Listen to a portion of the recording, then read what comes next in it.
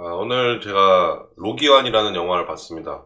지금 넷플릭스에서 볼 수 있고, 영화를 보고 나서 제가 이 영화에 대해서 좀 느낀 점이라든지 평점 같은 것들을 좀 매겨보는 시간을 갖도록 하겠습니다. 간단하게 줄거리를 얘기하고, 그리고 제가 느낀 점을 좀 얘기할 것 같은데요. 스포일러 없이 굉장히 짧게 줄거리를 먼저 이야기해 보겠습니다. 일단은 영화 안에서 탈북한 엄마와 아들이 중국에서 숨어 지내고 있어요. 그리고 가뜩이나 숨어 지내는 마당에 아들, 로기환이라는 인물은 송중기 배우가 맡은 인물이죠. 로기환이라는 아들이 길거리 또 어떤 싸움판에서 잘못 연루돼가지고 중국 공안에 쫓기는 신세예요. 그래서 공안들을 피해서 숨어 살고, 어머니는 김성령 배우죠. 어머니는 숨어 지내는 아들을 집에 두고 식당 서빙 일을 하면서 이 중국을 탈출할 날만을 기다리고 있어요. 그러던 어느 날 어머니가 일하는 식당에 공안들이 찾아와서 로기환의 사진을 들이대면서 이자를 아느냐, 이 사람들마다 신문을 하고 다녀요. 근데 마침 그날 또 눈이 오는 날이라서 어머니가 춥게 눈에 맞으면서 집에 오실까봐 우산을 가지고 식당을 갔는데, 결국에는 어머니와 로기환과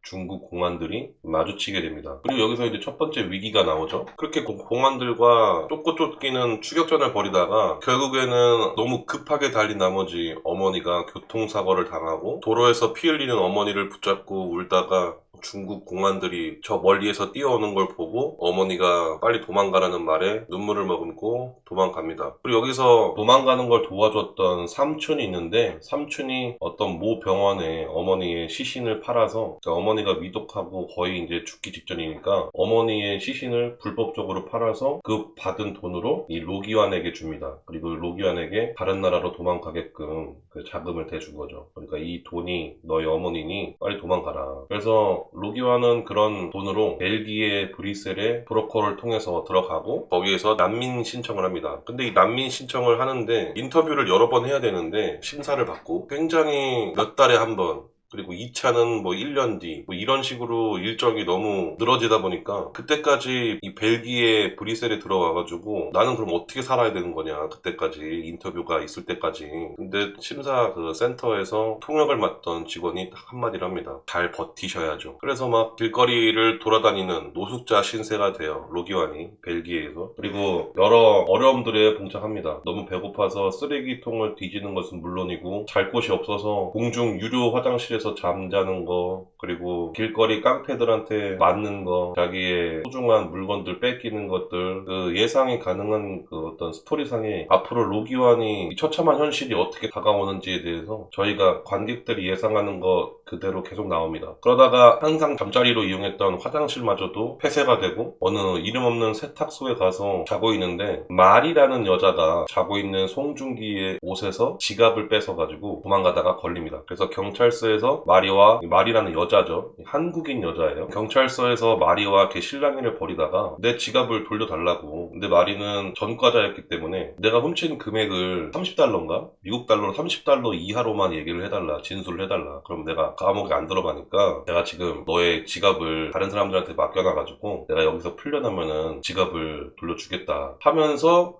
이 지갑을 받기 위해 마리라는 여자와 계속 동행을 하면서, 그리고 이후에는 마리와 어떤 유대를 하면서 이 둘에게 맞닥뜨리는 어떤 위기, 그리고 로기환이 이 처참한 현실을 헤쳐나가면서 앞으로 나아가는 어떤 스토리를 생각하시면 되겠습니다. 이렇게 얘기하는 게 스포일러 없이 영화를 보시는데 무리가 없을 것 같다. 전반적인 스토리는 일단 이렇게 시작하고요. 일단 제가 봤을 때, 제가 이 영화를 보았을 때 이 영화가 굉장히 그 매력적인 영화로 저에게 다가오지는 않았어요. 좀 여러 가지 이유가 있는데, 일단 로기환이라는 캐릭터는 그 서사와 탈북한 북한의 탈북민이 중국에서 숨어 지내면서 결국에는 어머니가 죽고 벨기에까지 간다는 이 설정 자체는 좋은데, 이 영화의 스토리가 그 좋은 설정을 좀 뒷받침하지 못한다는 느낌? 스토리가 몰입감이 좀 많이 떨어지고 좀 밋밋합니다. 어디서 많이 봤던 클리셰한 진부한 어떤 스토리 전개 라인이라고 생각될 수도 있고, 좀 뜬금없거나 개연성이 떨어진다고 생각할 수도 있어요. 스포일러가 되기 때문에 정확하게 얘기는 하지 않겠지만, 조금 지루하고 스토리가 밋밋하고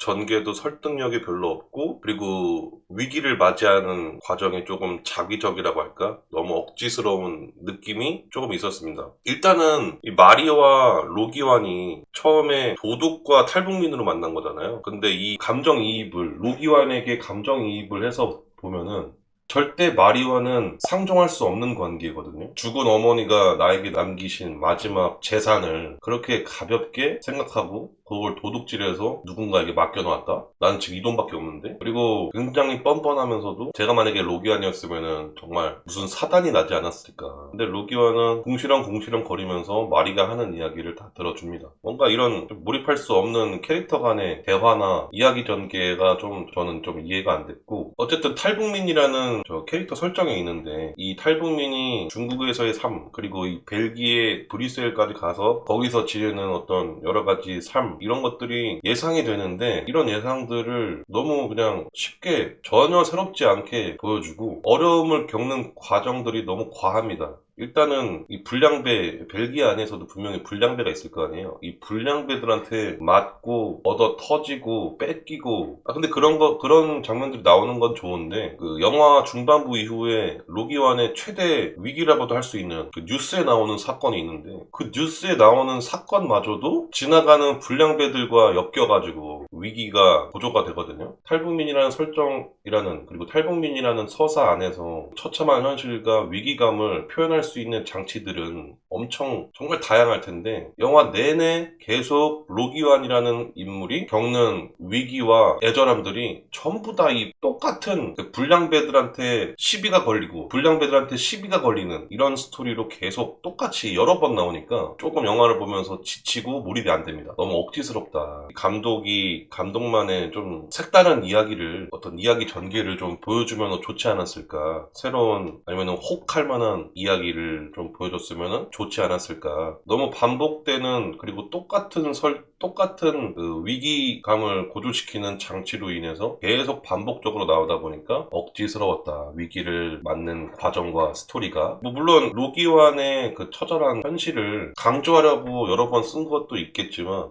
너무 밋밋했습니다. 또 이상했던 거는, 제가 지금 아쉬워하는 건 스토리와 이야기 전개에 대해서 계속 아쉽다는 얘기를 하는 건데 그 이유들을 제가 계속 설명하는 거예요. 일단 마리가 굉장히 이제 아픈 과거를 가지고 있어서 집이 좀 괜찮게 사는 집안인데 가족과 좀 틀어지고 혼자 좀 방탕하고 자기 인생을 놔버리는 생활을 하는 여자인데, 당연히 안 좋은 약에도 손을 대겠죠. 근데 그 약을 하는 걸 알고 송중기 로기완 배우가 찾아와서 약에 취한 마리를 구해주는 과정도 조금 억지스럽습니다. 갑자기 그걸 다 뺏어가지고 어떤 행동을 하는가 하면 스포가 되니까 말을 할 수 없으니까, 갑자기 약에 취해 있는 상태에서 갑자기 정상인으로 갑자기 깨달아가지고 막 여기저기 뛰어다니면서 송중기 로기완을 구해주고, 갑자기 거기서 또 서로가 서로의 마음을 알아가지고 서로가 관계가 좀 깊어지고, 이런 것들이 좀 몰입감도 거기서도 좀 떨어졌다. 좀 아쉬웠다. 그리고 가장 별로였던 거는 마지막 엔딩에서도 당연히 최후의 위기가 나올 거잖아요. 어떤 영화든지 마지막 위기가 나오고 거대한 위기가 나오고 그 위기를 극복하면서 이야기가 해결되면서 카타르시스를 느끼면서 영화가 끝나는 게 보편적인데, 마지막 저 위기 부분도 굉장히 억지스럽습니다. 너무 자기적이다고 얘기를 해야 하나? 안 좋은 타이밍은,